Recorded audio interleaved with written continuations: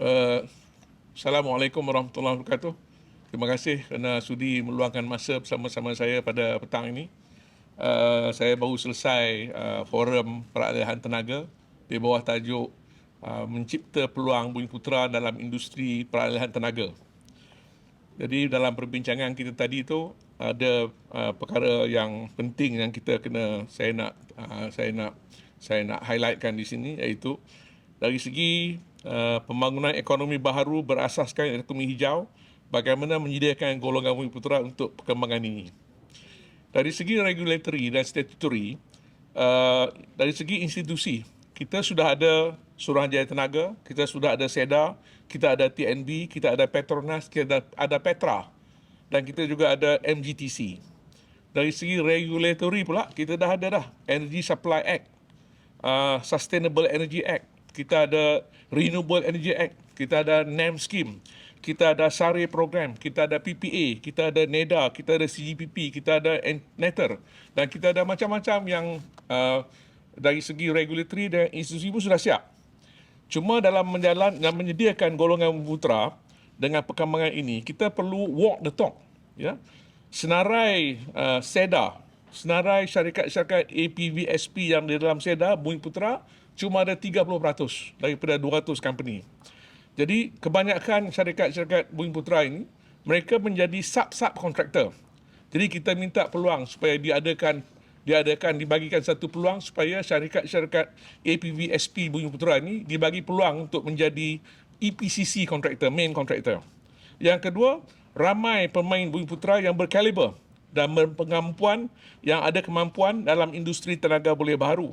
Mereka bersedia dan berkemampuan, ada kebolehan, tapi tersekat kerana segala regulatory ini gagal atau tidak dilaksanakan sepenuhnya oleh institusi tersebut. Contoh, kita tadi TMB ada sebut GSPAC. Sebelum ni semua projek-projek pemasangan solar di bangunan kerajaan dibagi kepada GSPAC. Dan GSPAC sebelum ni pun bagi kepada vendor-vendor dia yang ada 20 orang. Cuma kebelakangan ini mungkin terkhilaf.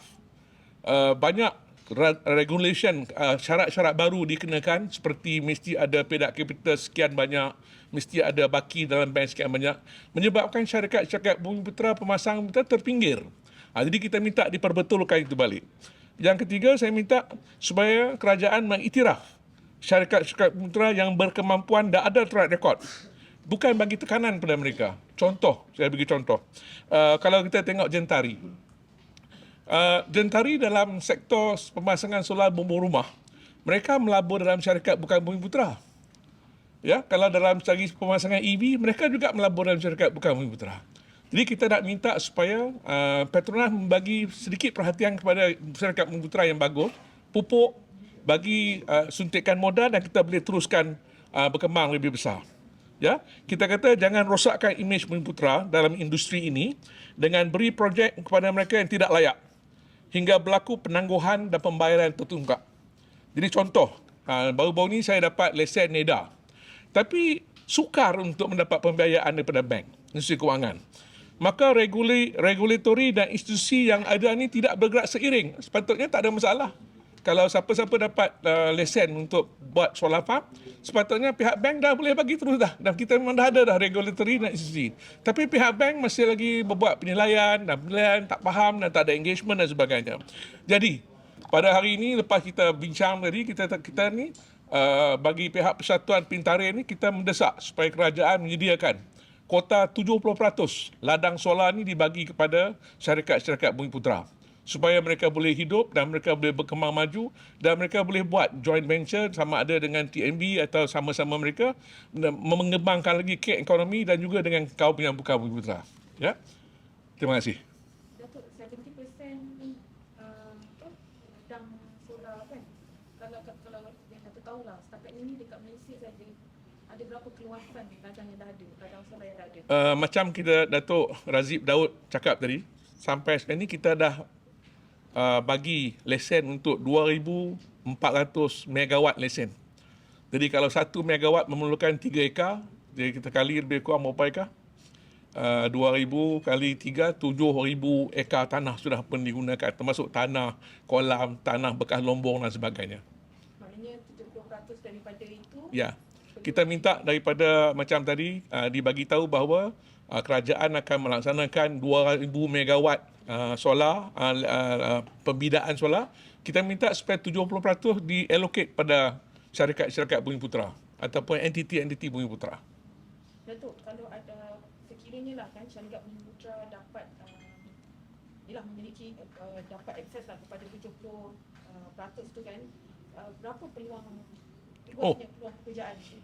Kalau 70% itu bermakna kata 70% 1,400 megawatt. Setiap megawatt memerlukan 30 orang. Jadi kalau 1,300 lebih kurang dalam 7,000 peluang pekerjaan. Ya. Dan dari segi investment, kalau 500 megawatt tu lebih kurang dalam 1.5 bilion. Jadi kalau 1,500 1.5 bilion kali 3 4.5 bilion ringgit diperlukan. Yes.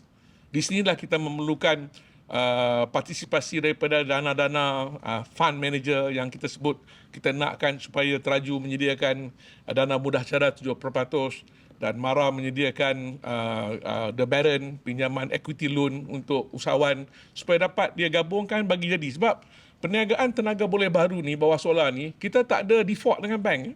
Kalau kita sign power purchase agreement dengan TMB, dan TMB ni sebuah syarikat yang kukuh, AAA. Mana-mana bank dalam dunia pun akan sanggup bagi pinjaman sebab bayaran dia ditetap. Pengalaman saya dengan TMB tak pernah miss, on the dot. Walaupun kita hutang banyak dengan bank, tapi bayaran kita on the dot, tepat. Tak ada NPL, tak ada sebagainya. Ini satu ciri-ciri yang baik tentang industri tenaga boleh baru dan industri peralatan tenaga ini. Alright? Okay, terima kasih.